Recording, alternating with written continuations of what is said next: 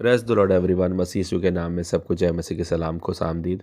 प्रियो, प्रभु का वचन आज रोमियो 12 अध्याय उसका 21 पद हमें सिखाता है कि बुराई से न हारो परंतु भलाई से बुराई को जीत लो। प्रियो, बुराई से हारने का मतलब क्या है? आप भी बुराई के सामने घुटने टेक कर बुरे बन जाएं। क्योंकि जब हमारी सोच ऐसी हो जाएगी कि कुछ भी भला नहीं, कुछ भी बुरा नहीं, तो हम बिल्कुल भी ऐसे हो जाएंगे जैसे किसी शरीर में पैरालाइज मार जाता है।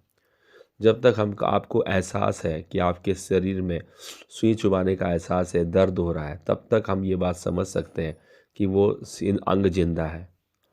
विदेशों में ऐसी गोभी को ज़्यादा पसंद करते हैं जो सड़ जाती है। ऐसे दूध को ज़्यादा पसंद करते हैं जो फट जाता है, क्योंकि वो ये देखते हैं कि इसमें कोई भी पेस्टिसाइड नहीं डाला गया है जिससे वो लंबे समय तक जिंदा रहे। तो इस प्रकार से वो गोभी हाइजेनिक होगी और वो दूध हाइजेनिक होगा। तो प्रियो, हमें बुराई के सामने घुटने क्यों नहीं टेकने हैं? इसका मतलब यह है, प्रियो, परमेश्वर ने कहा तुम ज्योति की संतान हो। तुम्हें क्या करना है? ज्योति के गुण प्रकट करने हैं, परमेश्वर के गुण प्रकट करने हैं।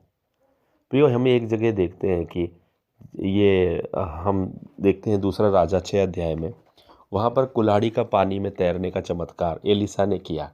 और यहाँ पर कहानी इस प्रकार से है कि लोग लकड़ी काटने के लिए जंगल में गए और वहाँ पर कुल्हाड़ी भेंट में से छूट करके पानी में गिर जाती है। उसका जो है कुल्हाड़ा जो है लोहे का, वो हिस्सा पानी में गिर जाता है। और एलिसा वहाँ प्रभु के दास एक चमत्कार करते हैं, वहाँ पर लकड़ी का एक टुकड़ा डालते हैं और जब वो लकड़ी का टुकड़ा पानी में पड़ता है तो लोहे का जो हिस्सा है ऊपर आ जाता है।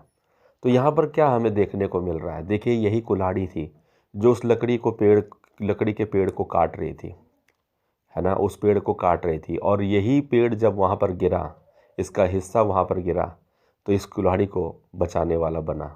तो प्रियो, कैसे हमारे को प्रभु ने सिखाया है ना, और ये किस तरीके की शिक्षा देता है हमें कि वो लकड़ी जो है उस कुल्हाड़े को, हथियार को क्या कर रही है? संभाल रही है, उसको उठा रही है, उसे बचा रही है। प्रभु यीशु मसीह ने क्या किया? क्रूस पर, लकड़ी के क्रूस पर क्या किया? अपना बलिदान दिया। उन लोहे की कीलों से छेदा गया और उन्हीं को परमेश्वर ने, प्रभु यीशु मसीह ने आपकी और मेरी गुनाहों के लिए क्या कर दिया? विधियों का लेखों को मिटाने के लिए यूज़ कर दिया और लहू से धो करके उस श्रापित क्रूस को आशीष में बदल दिया। आज प्रभु यीशु मसीह ने और मुझे और आपको भलाई से बुराई को जीत लिया और उसने मरते हुए क्षमा किया, कहा पूरा हुआ, पिता ये नहीं जानते ये क्या कर रहे हैं। और उसने भलाई से बुराई को जीत लिया। भलाई से बुराई को जीतने का मतलब यह है कि आप अपने भलाई के गुण को नहीं छोड़ रहे। अंत तक प्रभु यीशु मसीह ने परमेश्वर की इच्छा पूरी करने में अपना जीवन लगा दिया। अपितु वो परमेश्वर पुत्र था तो भी उसने इस चीज़ का फ़ायदा नहीं उठाया, वरन दास होकर के, बंधुआ दास, वरन अपने चेलों का भी दास बन के दिखाया। अपना बेटा होने का उसने पद का इस्तेमाल नहीं किया और उन्हीं चेलों ने, कईयों ने, कुछ ने उसको इनकार किया, धोखा दिया, बार बार उससे मुकर गए। लेकिन क्या प्रभु ने उन्हें छोड़ा? अंत तक वो प्रेम करता रहा। उसने भलाई से बुराई को जीत दिया। पतरस ने जब वहाँ पर मलकुस नाम के एक सिपाही का कान काट दिया, तब प्रभु यीशु मसीह ने कहा कि अब बहुत हुआ पतरस, ऐसा मत कर। जब प्रभु यीशु मसीह किसी गांव में जाने वाले थे, वहाँ के गांव वालों ने उन्हें अंदर आने नहीं दिया, तो उसके चेलों ने कहा, हे प्रभु, ये लोग हमें गांव में अंदर नहीं आने दे रहे, क्या हम स्वर्ग से आग गिराएं और इस गांव को भस्म कर दें? तब प्रभु ने उन्हें डांटा, तुम्हें पता नहीं तुम कौन सी आत्मा के हो? हाँ, हम लोग अनुग्रह देने वाली आत्मा के। हम विरोध, पलटा लेना हमें परमेश्वर ने पहले से नहीं सिखाया। प्रभु ने कहा, प्रियो, पलटा ना लेना, क्योंकि पलटा लेना मेरा काम है। बदला ना देना, क्योंकि बदला देना मेरा काम है। तो प्रभु ने कहा, अपने आप को सौंपो, हिंसा को अपने हाथ में मत लो, लड़ाई को मिटा दो, लड़ाई की जड़ को छोड़ दो, और है ना, बुरे का सामना नहीं करना परंतु प्रार्थना करना। और प्रभु यीशु मसीह कहीं भी वाद विवाद करता हुआ, झगड़ा करता हुआ नज़र नहीं आया। केवल एक जगह पर हम देखते हैं कि जब वो 12 साल की उम्र में शास्त्रियों से वाद विवाद कर रहा था और उसके बाद प्रभु यीशु मसीह चुप हो गए और 30 साल तक कुछ नहीं बोले। तो यही एक बात है कि प्रभु ने उस बुराई को अपने ऊपर हावी नहीं होने दिया। किसी भी प्रकार की बुराई घमंड से शुरू होती है, जलन से, ईर्ष्या से, निंदा से, तुलनात्मक भाव से शुरू होती हैं। मेरे पास है और तेरे पास नहीं है ना? और मेरे पास ये होना चाहिए था लेकिन नहीं है। यदि आपके पास नहीं है तो आप बोलेंगे मैं निराश हूँ, और यदि आपके पास है तो आप घमंडी हो जाएंगे। दोनों चीज़ में कंपैरिजन वहाँ पर है। तो इसलिए यहाँ पर प्रभु ने बुराई से भलाई को हराने के लिए नहीं कहा। भलाई से बुराई को हराने का तरीका यह है, नो कंपैरिजन, कोई भी तुलनात्मक व्यवहार मत कीजिए।